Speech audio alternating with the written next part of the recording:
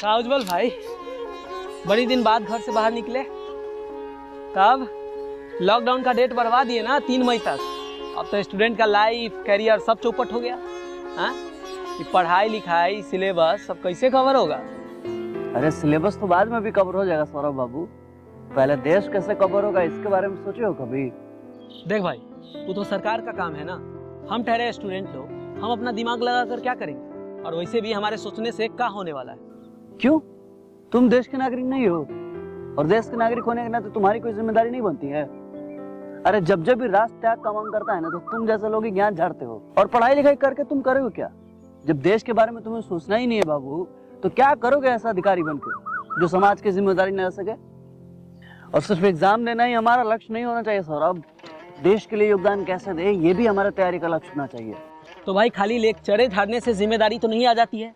सबसे ऊपर है हमारा संविधान, और संविधान में लिखा हुआ है कि अनुच्छेद 20 और 21 को आपातकाल के भी स्थिति में निरस्त नहीं किया जा सकता है। तो क्या उन लोगों का मौलिक अधिकार नहीं है कि अपना जीवन जिए? बिल्कुल सही कह रहे हो, लेकिन तुम्हारी दिक्कत यह है कि तुम सिर्फ मौलिक अधिकार पढ़े। अरे मौलिक कर्तव्य कौन पढ़ेगा बाबू, जिसमें लिखा है कि देश की रक्षा करें और आह्वान किए जाने पर राष्ट्र की सेवा करें?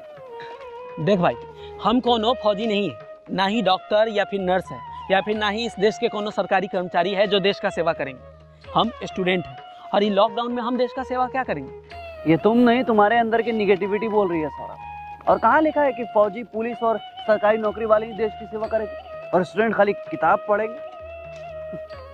अरे भाई, देश सेवा सिखाने की चीज नहीं होती है, यह मन और हृदय से आनी चाहिए। अच्छा, तो अब तुम हमको देश सेवा का सर्टिफिकेट दोगे तब हम देशभक्त कहलाएंगे हैं? हमारे देश की अर्थव्यवस्था का क्या होगा? पता है, वर्ल्ड बैंक और जितना बड़ संस्था है, इस देश के जीडीपी कम रहने का अनुमान किया है। ये अमीर लोग तो अपना व्यवस्था सही कर लेंगे कोनो अर्थव्यवस्था में, बाकी हमारे जैसे लोगों का क्या होगा हैं, जो 1 महीना से भगवान के भरोसे बैठे हैं पैसा की व्यवस्था में? इसका कोनो जवाब है तुम्हारे पास? देखो, ऐसा है कि तुमसे ज्यादा देश की अर्थव्यवस्था की चिंता ना देश के वित्त मंत्रालय। कभी संविधान का प्रस्तावना पढ़े हो जिसमें लिखा है हम भारत के लोग? कभी जानने की कोशिश की हो कि ये कौन है हम भारत के लोग? कहीं लिखा है अमीर, गरीब और मध्यम वर्ग? ये देश की जनता के बारे में है सौरभ। और जिसकी चिंता तुम अभी कर रहे हो, सरकार 1.7 लाख करोड़ की घोषणा डीजे बजाने के लिए नहीं किया। 5 किलो अनाज और 1 किलो दाल अगले 3 महीने तक भूखे रहने के लिए नहीं दिया जा रहा है, और उसके बाद भी लोग वॉलंटियर होकर लोगों की मदद कर रहे हैं। अच्छा, वो भी ये सोच सकते हैं तुम्हारे तरह कि ये तो सरकार का काम है।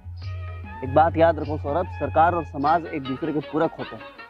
और यार, अभी तो सबको पता है कि सिर्फ हमारे देश की नहीं बल्कि सब देशों की इकोनॉमिक स्लो डाउन है। लोग जिंदा ही नहीं बचेंगे तो तुम कौन सी अर्थव्यवस्था की बात करोगे और किसकी जीडीपी निकालोगे फिर? अरे जान बचेगी तभी तो बच्चे पढ़ेंगे और कमाएंगे भी, और कमाने की बात जान गंवाने की कीमत पर कितना ठीक है? लेकिन भाई, जितना काम होना चाहिए उतना जमीनी स्तर पर काम कहाँ हो रहा है? कितना लैब और कितना वेंटिलेटर है अपने पास हैं? यहाँ पर बुखार हो जाए तो हॉस्पिटल में पैरासीटामोल नहीं मिलता है, कुत्ता काट ले तो दवाई या सुइया नहीं मिलता है। ये तो फिर भी भयानक महामारी है जिसका अभी तक कोनो इलाज नहीं है। बताओ, कितना संसाधन है अपने पास? अच्छा, संसाधनों की बात कर रहे हो तो बताओ कि अमेरिका, इटली, फ्रांस और ब्रिटेन में वेंटिलेटर भी है, बेड भी है, वहां तो स्वास्थ्य सुविधाएं भी अच्छी हैं और जीडीपी बहुत अच्छी है। तो वहां कोरोना क्यों कंट्रोल नहीं हो रहा है? क्या उन देशों के पास पैसों की, तकनीकों की या संसाधनों की कोई कमी है? देखो सौरभ, संसाधन अपनी जगह है और संघर्ष अपनी जगह। अपना गांव घर तो सुरक्षित है, तो फिर यहाँ पर लॉकडाउन काहे का? सरकार को चाहिए कि उन इलाकों में ज्यादा सक्रिय रहे जहाँ पर कोरोना के केसेस ज्यादा है कि नहीं? बताओ। बिल्कुल होना चाहिए। ये बताओ कि कोरोना जब वुहान से लेकर अमेरिका तक आ सकता है, दिल्ली से केरल होते हुए बिहार तक पहुंच सकता है, अच्छा बिहार से तुम्हारे जिले तक पहुंच सकता है, तो क्या गारंटी है कि तुम्हारे घर और गांव तक नहीं पहुंच सकता? ना, गारंटी तो नहीं, लेकिन ताली थाली बजाने से, दिया मोमबत्ती दिखाने से कोरोना भाग जाएगा। अरे भाई, तो तुमसे ये किसने कहा कि इससे बीमारी खत्म होता है? ये तो एक प्रयास था चेतना और एकजुटता के साथ खड़े होने की। तुम लोगों का ना साला यही दिक्कत। यहाँ अगर ढोणा मंगरू व्हाट्सएप यूनिवर्सिटी का ज्ञान देने लगते हैं और प्रधानमंत्री जब दिए जलाने के लिए कहते हैं तो तुम गैस जलाने लगते हो, प्रधानमंत्री जब ताली बजाने के लिए कहते हैं तो तुम चुंगा बजाने लगते हो, और डॉक्टर जब घर में रहने के लिए कह रहे हैं तो तुम घर से बाहर घूम रहे हो। तो भाई, संघर्ष का मतलब ये थोड़ी ना है कि लोगों को अपने अपने कमरे में बंद कर दिया जाए।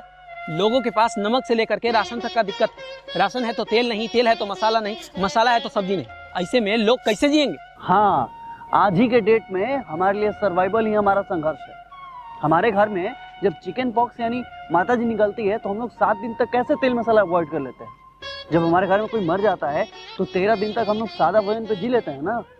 और फिर तो इस महामारी से हर रोज लोगों की जान जा रही है। तुम ही बताओ सौरभ, क्या ये देश हमारा घर नहीं है? क्या देश में रहने वाले लोग अपने नहीं हैं?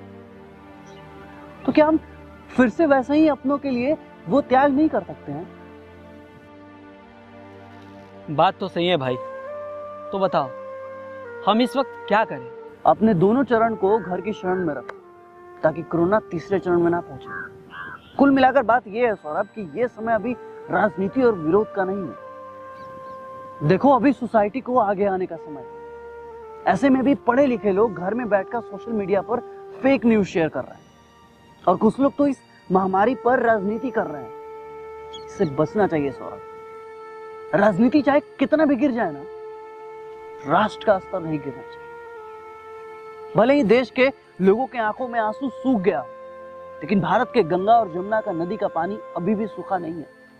भारत की संस्कृति और सभ्यता अभी भी जिंदा है और जहां संस्कृति और सभ्यता जिंदा है ना दोस्त, वहां के लोग भी जिंदा है। हम जीतेंगे यार, जरूर जीतेंगे।